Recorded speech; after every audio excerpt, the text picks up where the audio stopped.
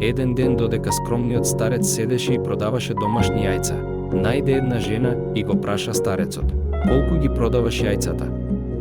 Стариот продавач и одговори: 20 денари јајце, господја. Земете домашни се, тазе се. На тоа жената му рече: ќе земам 15 јајца за 200 денари или ќе заминам. Земете јајца по цената што ја сакате. За мене ова е добар почеток, бидејќи денес се уште не сум продал ниту едно јајце. Одговорил старецот. Жената ги зеде јајцата и си замина со чувството дека победила. Влезе во нејзиниот скап автомобил и отиде во еден убав и отмен ресторан. Таму таа и нејзиниот сопруг нарачаа убав ручек и скапо вино.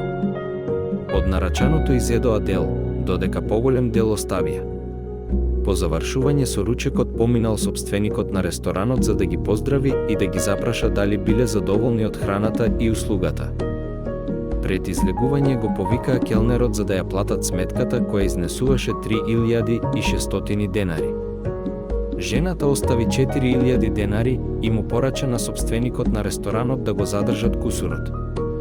Овој настан може би изгледа сосема нормално за сопственикот на ресторанот, но е многу болен за сиромашниот продавач на јајца. Поентата на приказнава е следна.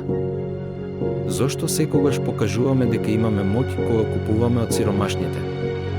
Зошто ние сме великодушни со оние кои дури и не им треба нашата великодушност?